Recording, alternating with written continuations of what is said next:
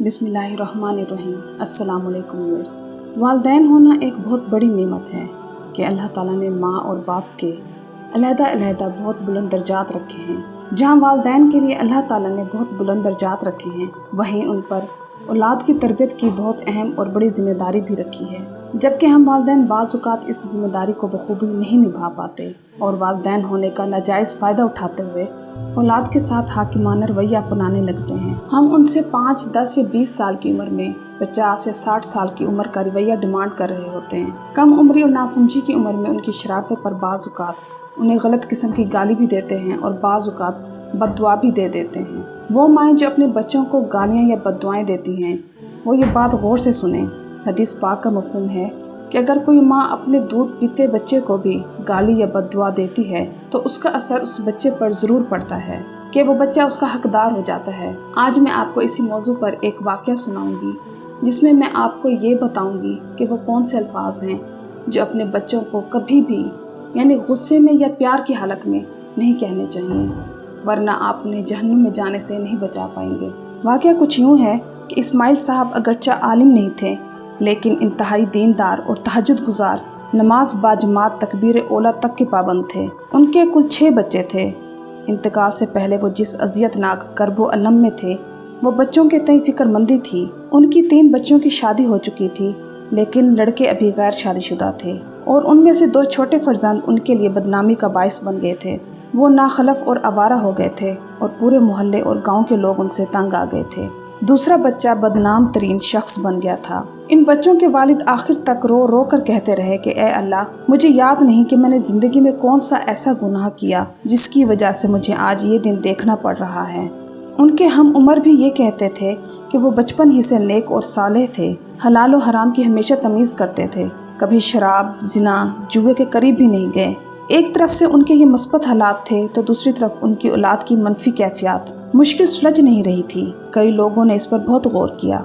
इस सिलसिले में एक मुआसिर बुजुर्ग ने मदद की और बात जल्द ही समझ में आ गई।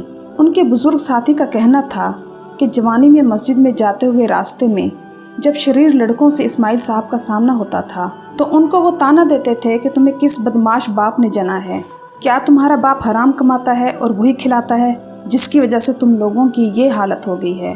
किसी के मुतालिक कोई मनफी, नापसंदीदा और नाकाबिल यकीन बात सुनने में आती तो वो सबके सामने तबसरा करते कि कमीनों की औलाद भी कमीनी होती है।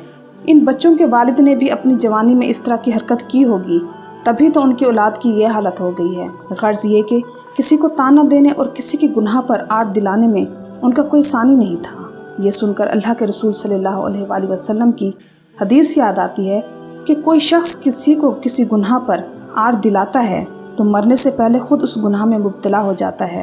नबी करीम सल्लल्लाहु अलैहि वसल्लम ने फरमाया कि किसी की मुसीबत पर खुश ना हो जाओ, अल्लाह ताला उसका ऐब छुपाएगा और तुम्हें उसमें मुब्तला कर देगा। हमें ये समझ लेना चाहिए कि औलाद का ये बुरा अंजाम जवानी में उनकी इस बदजुबानी और दूसरों को आड़ दिलाने का नतीजा हो सकता है। उनके इसी बुजुर्ग दोस्त ने यह भी कहा कि अपनी औलाद के सिलसिले में वो बहुत सख्त वाक़े हुए थे। उनके किसी नाजेबा फेल को कभी बर्दाश्त नहीं करते थे, डांटते, मारते और कभी गुस्से में उनको शैतान, इब्लीस और मलून और मरदूद भी कह देते थे।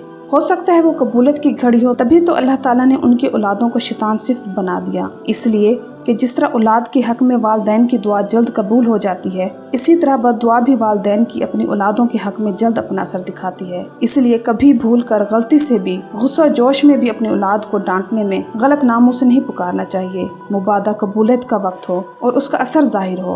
उन्होंने अपनी औलाद के हक में पाबंदी से, अल्लाह ताला के बताए हुए उसूलों और दुआओं से अपने बच्चों की तरबियत की होती और किसी दूसरे के बच्चों को बुरा ना कहा होता तो शायद उन्हें ये दिन ना देखना पड़ता। तो व्यूअर्स, इस वाक़े से 2 बातें वाज़ेह होती हैं कि एक तो दूसरों की औलाद पर तनकीद नहीं करनी चाहिए, दूसरा अपनी औलाद के लिए भी ऐसे अल्फाज इस्तेमाल नहीं करने चाहिए जिनके मतलब बुरे हों। बच्चों को बच्चा ही समझकर अपनी जिम्मेदारी निभानी चाहिए और उनके हुकूक का भी ख्याल करना चाहिए। हमें कोशिश करनी चाहिए कि हम अपनी औलाद के लिए दुनिया और आखिरत को संवारने का बाइस बने, ना कि तबाही का। और अल्लाह ताला से हमें ये दुआ भी करनी चाहिए कि अल्लाह हमें ऐसे बच्चे अता फरमा जो हमारे लिए आंखों की ठंडक का सबब बने और हमें तकवा वालों का इमाम बना। उम्मीद करती हूँ कि आपको मेरी आज की वीडियो पसंद आई होगी, तो मेरी वीडियो को लाइक करना और मेरे चैनल को सब्सक्राइब करना मत भूलिएगा। मैं इंशाअल्लाह मज़ीद दिलचस्प मालूमाती, सबक आमोज़ और इस्लामी वाक़ियात आपके साथ शेयर करती रहूँगी। मेरी तरफ طرف سے آپ کو ڈھیر ساری دعائیں، اور مجھے بھی اپنی دعاؤں میں یاد رکھیے گا۔ چلتی ہوں، ملتے ہیں انشاءاللہ نیکسٹ ویڈیو میں۔ اللہ حافظ۔